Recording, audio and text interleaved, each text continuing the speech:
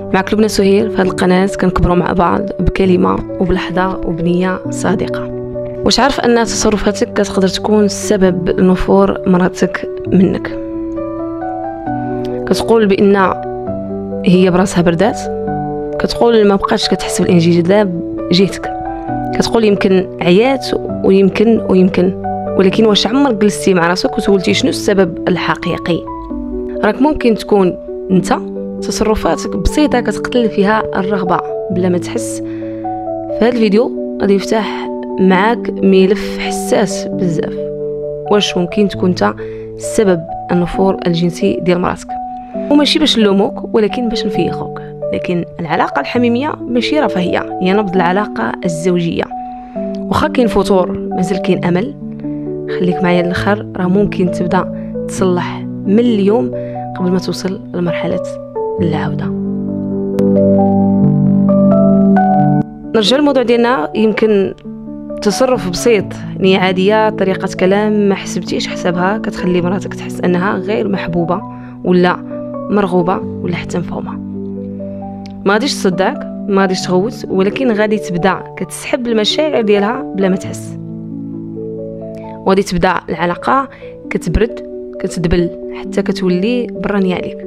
وغادي يجي نهار اللي تسول راسك علاش بعدات وانت ما واعيش انك كنتي كتجرحها وانت ناوي تحبها.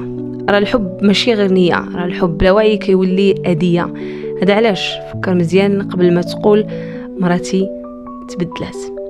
واش فكرتي علاش تبدلات؟ يمكن تكون نسيتي تضحك معاها، نسيتي تفششها، نسيتي تحسها بالحنان. ماشي هي اللي قاصحه، ولكن بردات بكثرة ما كانت كتحاول وما كتلقاش تجاوب. سولك وقتاش اخر مره شكرتيها، وقتاش اخر مره سولتيها واش محتاجه شي حاجه. يمكن ما قلتيش شي كلمه خايبه ولكن سكاتك كان كيجرحها، احيانا بشكل لا واعي، وحيت اول اتصال ديالك مع جنس اخر كان من خلال علاقتك بالام، فبشكل لا واعي وحيت ولفتي كتاخد حب غير مشروط اللي ما كيطلبش منك مجهود. ملي كتدخل العلاقه مع الزوجه العقل كيتعامل بالبرمجه اللي كبر عليها، لانه ما كيفرقش بين الصفه وبين الماضي والمستقبل. بالنسبه له الام والزوجه من نفس الجنس. هذا السبب من الاسباب اللي ما كيوعاوش به بزاف ديال الرجال، سواء الرجل المغربي او الرجل الشرقي بصفه عامه. ماشي ديما النفور سببه الخيانه او نقص في الجنس، احيانا غير نظافه، ريحه، طريقه كلام، اسلوب تعامل. واش كتدخل للدار معبس، واش كتقرب منها غير فاش كتكون باغي العلاقه، واش كتسمع ليها وكتحس بها ولا كتشوفها غير زوج والسلام.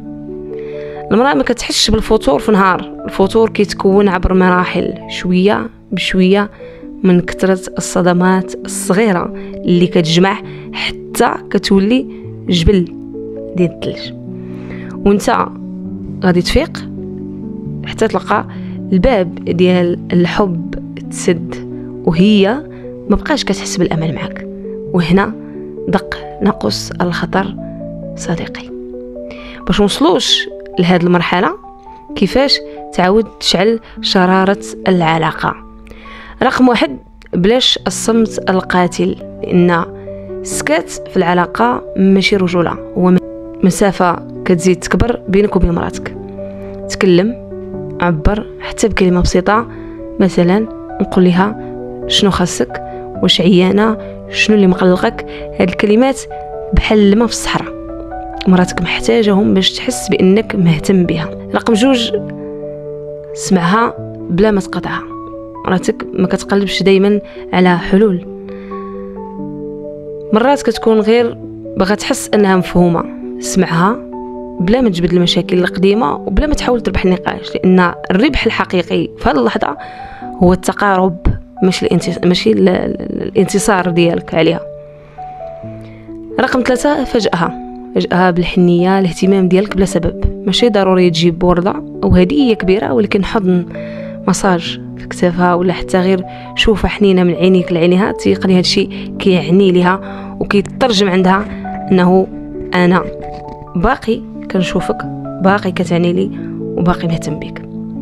رقم 4، رجع روح الدعابة لعلاقتكم. راه الضحك كيساعد على القرب واخا تكونوا مقلقين. جربت ضحكها حتى بكلمة خفيفة. المرأة في طبعها كتحن للرجل اللي كيقدر يخرجها من الجو الثقيل.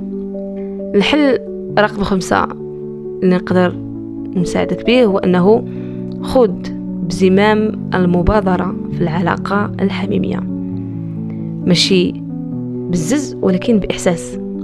راقب ردات الفعل ديالها، خليك حاضر في اللحظة، وخا ما تهدرش. الحركات ديالك تقدر تقول بزاف، وإلا كانت بعيدة سولها بطريقة راقية. كنحس بيك بعيدة وبغيت نحس بيك قريبة أكثر، شنو نقدر ندير باش نفهمك أكثر؟ الحل رقم 6 هو أنك تقبل الرفض بلا ما تحس بالإهانة. راه في بعض اللحظات المرأة كتكون عيانة ولا شي حاجة شغلها، إلا رفضات ماشي معناها أنها ما كتبغيكش، ولكن معناها كتقول بشكل غير مباشر عاوني نرجع نثق فيك ونرغب في الحياة من جديد. الحل رقم 7 والأخير هو أنه طلب منها تعاونوا ترجعوا أحسن ملي كنتوا. ماشي عيب تعترف أنك باغي ترجع الشعلة اللي طفات بيناتكم، كلها أنا باغي نرجع نعيشوا علاقة في حب وضحك ورغبة، واش تقدري تعاونيني؟ الحميمية ما ماشتش، غير خاصها راجل واعي يصونها ويشعلها من جديد، وراها مازال كتعيش في القلب ديال مراتك وكتسناك. وصلنا لآخر الفيديو، تهلا لي فراسك الى فيديو جديد ان شاء الله.